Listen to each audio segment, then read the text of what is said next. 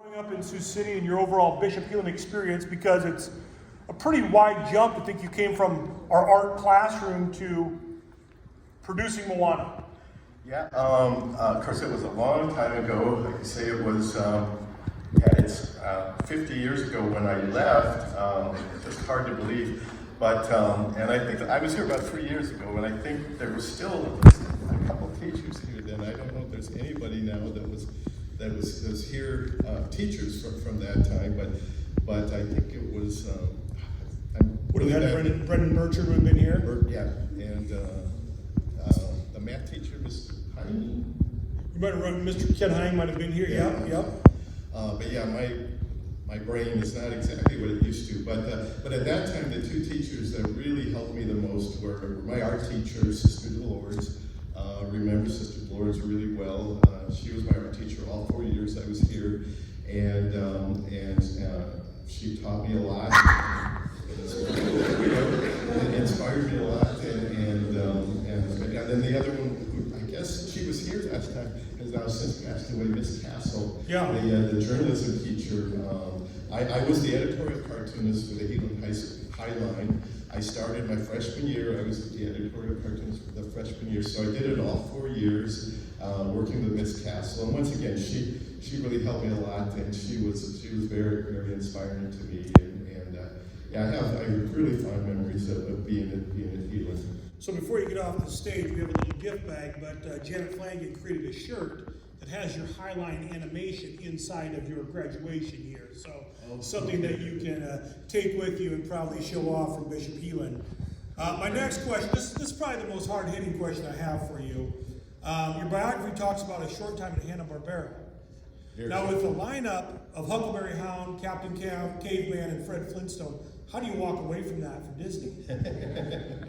Well, it was, my goal was always to work at Disney. When I was 9 years old, I saw Pinocchio at the Orpheum Theater, and I had seen other Disney films at the Orpheum Theater because that's where they always were shown. But for whatever reason, Pinocchio hit me really hard. And when I saw that film, I really came out of that thing. That's what I want to do. I want to work for Disney, and that was my goal. It was my goal through grade school and high school, and while I worked at Channel 9, I started when I was 15, Channel 9 as a graphic artist and TV artist, and we also did some animation at Channel 9 and some commercials there, and that's sort of really was what I was aiming at. That had to seem like a million miles away. We have a group of seniors out in front of us here that are going to graduate soon, and to think that you're going to go from editing the Highline to working at Walt Disney, although I believe you would have passed, you probably would have intertwined with Roy Disney perhaps. Roy Disney Jr. Roy Disney Jr. I never met Walt Disney. Like I said, I wanted to get to Disney, and after I left Hanna-Barbera, I was really, really lucky because right at that time Disney had a talent development program where they were actually looking for young people about my age, and for years and years the doors had been closed at Disney. And after Disney died, they were thinking they might actually just shut down animation at that time because the artists were getting, well, they were younger than me, but they were still getting pretty old and were heading toward retirement. And they thought they might not keep it going until Jungle Book became a huge success. And then, so in the early 70s, they decided, yeah, we want to keep this going. We're going to need to bring in some people and train them. But somehow, even though they actually had a talent development program, they did not tell the personnel department. And I called the personnel department and told me they weren't hiring anyone. So I worked at Hanna-Barbera until I found out that they actually had this talent development program. I found a magazine on a newsstand that had an article about it, and then I brought in my film that I had done at Channel 9 and my portfolio that had life drawing and caricatures, and I got accepted into that, which was not easy, and worked there 45 years. Talk about how animation has changed. It's kind of interesting. You still see that clip of the precursor to Aladdin, and it looks like it's still drawn, but I mean, a lot of it has to have gone to computers and to technology has to have taken over some of this. Just talk about the evolution of animation during your career. Well, okay, yeah, it's certainly evolved. Little Mermaid was done totally in the traditional way, very similar to the first Disney animated feature, Snow White, which was hand-drawn, pencil on paper, painted backgrounds. The drawings were traced onto cells and then photographed against a painted background, and that's how animation was done all the way through Little Mermaid. Aladdin had some new technology, not a lot, but it had a thing called CAPS, which was a computerized ink and paint system, still hand drawn, as you saw in those little clips that I showed. Those are pencil drawings on paper, but they were, instead of being inked onto cells, they were digitized in a computer. The backgrounds were still hand painted, but they were also digitized in a computer. And then that was sort of, everything was combined, composited in a computer. So that was one development. Then I think with Toy Story, which is a film I didn't work on, although I know everybody at Pixar really well, we're very close with those people, and many of them came from Disney. Toy Story was really the first all digital animated film, all computer animation. It did not involve drawing in terms of the actual production process. Everything was built in the computer.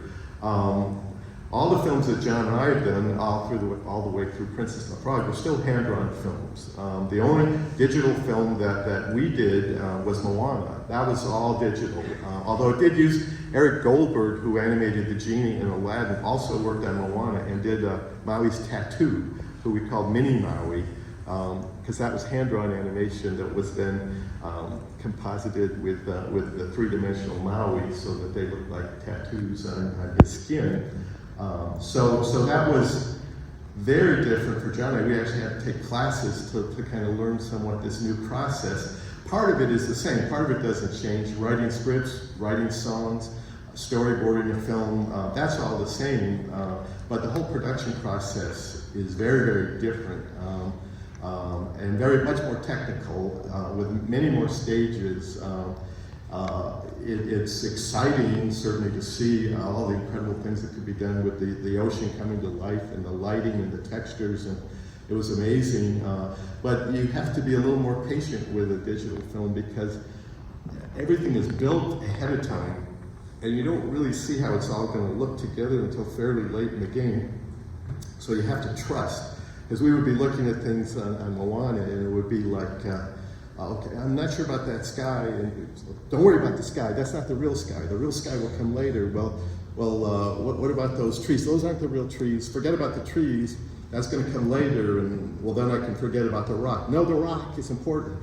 You need to approve the rock, because that's the real rock. So that's kind of what we had to learn. You're talking about a geological feature, not Dwayne Johnson, who was also in the film, right? Yes, he was also real. But he was, although bigger than life, and certainly it was a thrill working with Dwayne Johnson. As it was with Robin Williams. I mean, we've had some amazing voice people. Well, that's what, in doing some quick research the other night, some of the names I came up with were Robin Williams, James Wood, Danny DeVito, Martin Short, Oprah, in addition to John Goodman, John C. Reilly, The Rock. Talk about any of those people, any great stories, any great relationships, anything that's grown out of working with them, or? I mean, unfortunately, there are a lot of stories, just too many. But since I'm here for Aladdin, and there again, I do have a couple of clips, but I should talk about Robin Williams. That was kind of what I was going to do, because I would say of any actor that we've ever worked with, and like I said, we worked with some great people. So many great people, but Robin Williams, I think, was still special. After we showed him that little bit of animation, he agreed to do the voice, and he worked so hard on the movie. It was amazing. We recorded him in 4-hour sessions. Every time we recorded Robin, it was a 4-hour session. We had a script and we had storyboards, and he would come in and we would present the storyboards. He would go a few times doing the script as written, make sure we got what was written, just so it was there, and then it was okay. Now just have fun, just go to town, do anything you want, and play with it. And he would start to embellish some more. And it got to a point we'd have like a 3-minute scene, like the intro of the genie, and he'd do it over and over. And each time he would add more stuff. And we'd have so much stuff. We'd have so much stuff. We're fine. And he'd go, no, I got another idea. Got another idea. And he'd do it again. So this 3-minute scene, he probably did like the whole scene 25 times. By the time he got to the 25th take, it was like 25 minutes long. Just one scene in the movie. We had so much material, an unbelievable amount of material. Now, the only problem, and it was all great, and the only problem was what are we going to use in the movie? How do we figure out what to use in the movie? So we had a system that we used. We had everything that he did transcribed, and then we sat in a room, John Musker, myself, and Eric Goldberg, who was the supervising animator, and we listened to everything back. And every time there'd be something we thought was especially good, everything was good, but something that was especially good, we'd circle it. And then we gave it to our editor, H. Lee Peterson, to sort of assemble all that. Just to mention, a lot of people still don't understand this, but it's sort of basic. But in animation, the voice is always recorded first.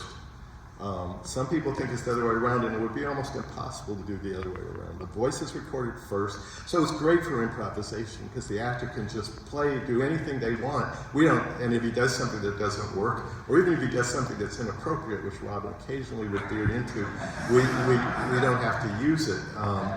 But anyway, the scene would be assembled, and there again, the first assemblage would probably be, for a 3-minute scene, would be 10 minutes long. But then we just cut it and edit it until we got it the right length. If we have time, just while we're here then, I did bring something that's really fun that I could show, just one clip, if it's working, which is some of the outtakes that Robin did. I'm going to ask you 2 more questions, Okay. and then we'll finish off. Okay. So you start off as an animator, and you go from an animator at age 24 to a movie producer. Like Right. those are quite different skills. How did you learn, grow, and how did you acquire those skills for really what are 2 different careers? Correct? Right. I mean, producer. I guess we do have a producer credit on a couple of the movies, but really, that's maybe from a creative standpoint. But really, directing and writing and directing is really what we did, and which is kind of like you're the first person on the movie and the last person off the movie. But I would say my background in animation was very helpful in that part because the animators are really the actors in the movie. Along with actors like Robin Williams, there's Eric Goldberg who did the genie, and he's a great actor in his own right. And we talk to the animators just like a live action director would talk to a live action actor, and they have questions, and it's very important for the people who are doing the performance to kind of understand particularly what the character is thinking and where their mindset is in the story. Also, I have a background in storyboarding and writing, which is also really helpful in terms of directing, because directing, in essence, is really using the animation to tell the story. And even though, I didn't really go to film school, I did take some film classes while I was working at Disney. Just in the evening, I took some evening film classes, and I've read a lot. But for animation directing, animation directors come from all kinds of different backgrounds, but for the most part, I think animation and story has ended up probably being the best place where a lot of successful animation directors have come from, animation and story. So I believe this is my 3rd time since I've been working at Bishop Elon that you've been back to Sioux City, that I've at least been able to meet you and visit with you. Is there anything that's distinctly Sioux City that you have to get, have to see, have to grab when you're back in town? Well, I like Bing candy bars, and I've had Bing candy bars. They don't have them in California, really. They have them in other places, and someone once sent me a big box of Bing candy bars. So I have a stock for a while. Have you had the caramel ones? No, I haven't had Life-changing, Ron. Okay. But Jolly Time popcorn is all around. Soupy honey is everywhere, I think. Blue Bunny ice cream is everywhere. But I do think, I really appreciate my Iowa roots, my Midwestern roots. I think John Musker, who I work with, is also Midwestern. He's from Chicago. We're the same age. And Walt Disney was Midwestern. He was from Kansas City. And I always describe that, Hollywood is very, very different than Iowa. The Hollywood culture is so different from the Midwestern culture that you can imagine, in live action particularly. But the Disney culture is much more Midwestern sort of culture, kind of unpretentious, easygoing, not fancy. Walt was always, call me Walt, call me Walt. He was just a congenial guy, and nobody sort of is worried about how they dress or how they project themselves. It's very down to earth. So I feel like that was something that came from Walt, and that was something that I felt was helpful for John and I to come from the Midwest.